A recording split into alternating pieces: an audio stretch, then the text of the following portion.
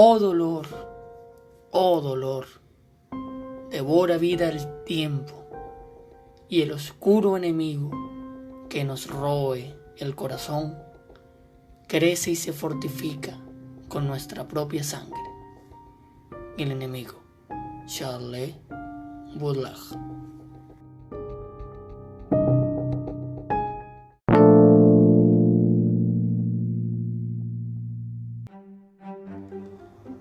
Bienvenidos a este nuevo espacio donde conoceremos lo que se oculta detrás de las grandes corrientes literarias, de los poemas codificados, y además descubriremos las controversiales historias de quienes son protagonistas. Arte efímero, tocando las fibras de las letras.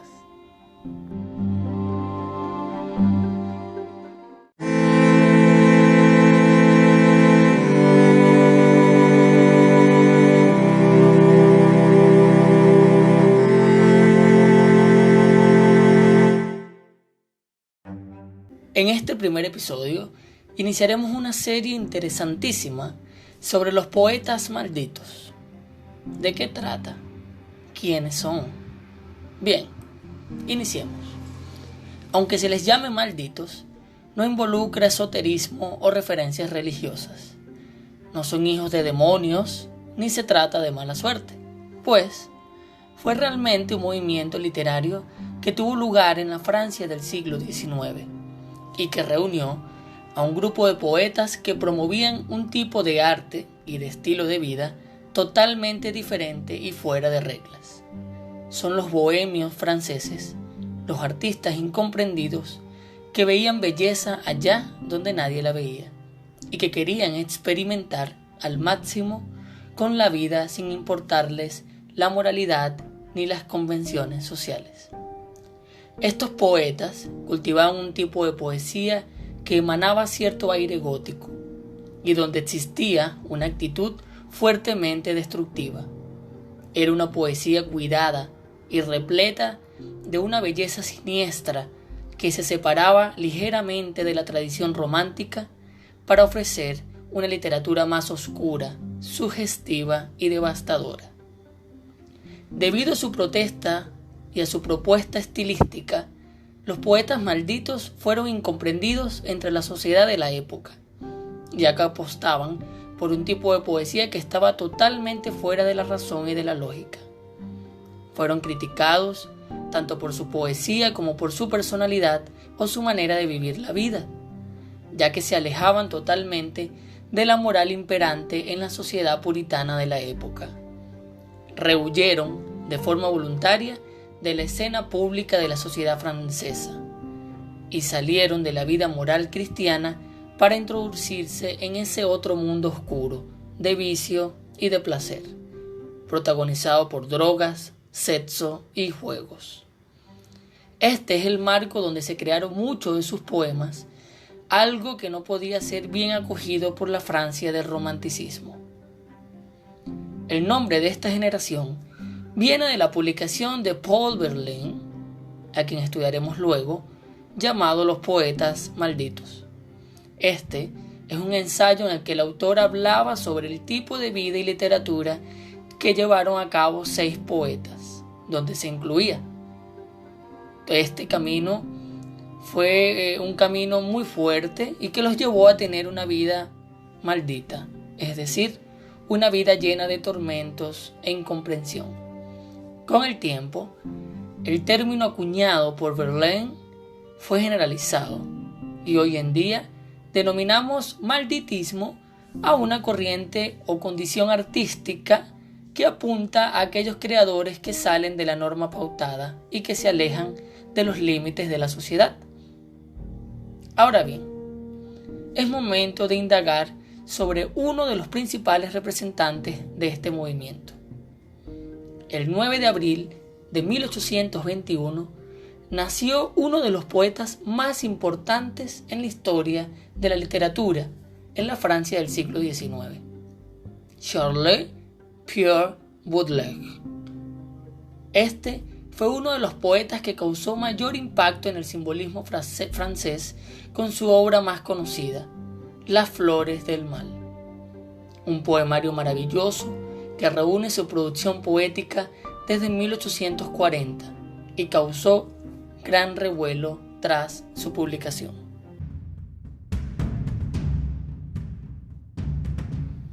Pascal tenía su abismo que se movía con él. Todo es pozo sin fondo. Hay acción, deseo, sueño, palabra. Y a menudo, rozando mis pelos erizados, he sentido pasar el viento del miedo. Arriba, abajo, en todas partes. Lo profundo, lo inhóspito, el silencio, el espacio horroroso y cautivador. Sobre el fondo de mis noches, Dios, con su dedo sabio, dibuja una pesadilla multiforme y sin tregua. Tengo miedo del sueño, como se teme un gran túnel. Repleto de vago terror, camino hacia quién sabe dónde. No veo más que infinito por todas las ventanas, y mi espíritu, siempre acosado por el vértigo, envidia la insensibilidad de la nada. ¡Ah! No poder nunca evadirse de los números y los seres. El abismo. Sher Burdock.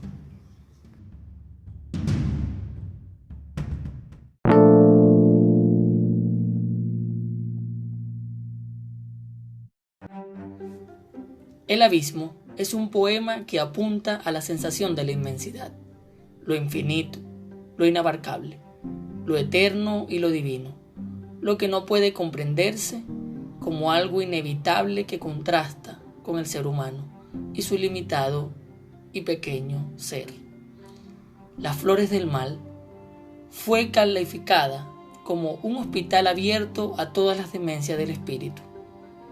Este poemario parte de las principales ideas románticas, como la búsqueda de la belleza ideal, la afirmación del yo y la libertad, la huida de la realidad mezquina, la rebeldía, el malditismo y el gusto por todo lo morboso. Sin embargo, parece que consigue sobrepasar todas estas ideas, tratando estos temas prohibidos de forma mucho más libre.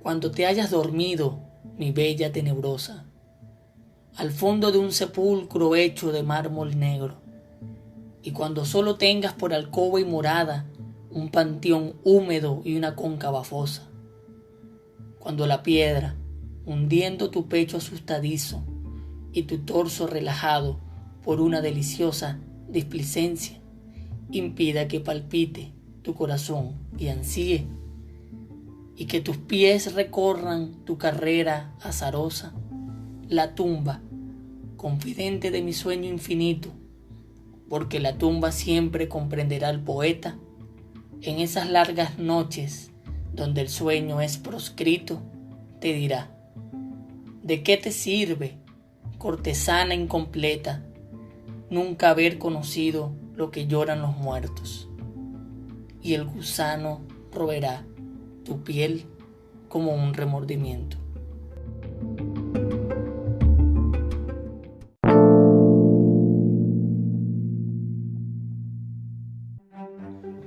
El poema anterior lleva por nombre Remordimiento póstumo, y es que el remordimiento es uno de los temas explorados por las flores del mal.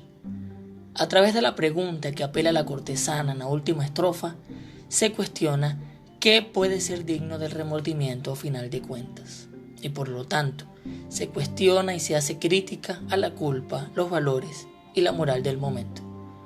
Sobresale la visión del poeta como quien puede tener una mirada distinta y que por esto tiene una sabiduría equiparable a la de un sacerdote. La publicación de Las Flores del Mal en 1857 le valió una condena por inmoralidad. La sentencia lo obligó a excluir poemas de la obra, a lo que el autor argumentó que el libro debía ser juzgado en su conjunto, tal como él lo había concebido. Un poema total que no seguía un orden cronológico, sino un orden de finalidades.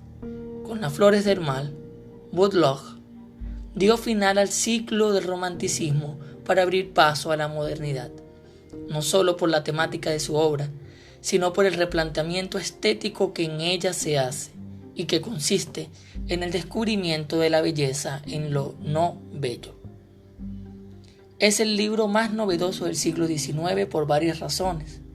Inaugura la estética de las correspondencias, que da pie al movimiento del simbolismo y consigue llegar de forma influyente hasta finales del siglo XX, pasando por el movimiento surrealista. Luego de problemas de salud, fruto de la sífilis avanzada que padecía, es trasladado por su madre a París, donde permanece internado en una clínica casi un año, hasta que muere, el 31 de agosto de 1867, a la edad de 46 años.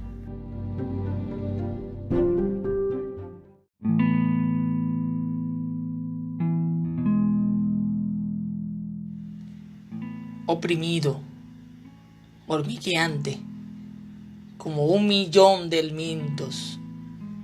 En nuestros cerebros bulle un pueblo de demonios. Y, cuando respiramos, la muerte a los pulmones desciende, río invisible con sordas quejas. Charles Baudelaire.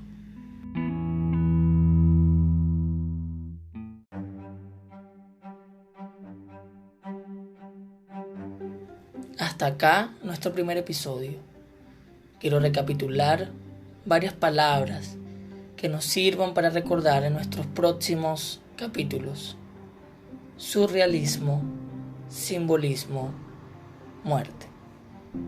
Si desean conocer más sobre la vida y obra de este poeta, deben escribirnos a @fragmentosdepoesía y manifestarlo para realizar un capítulo especial y extenso para dar cuenta de su musa poética. Muchísimas gracias. Hasta la próxima.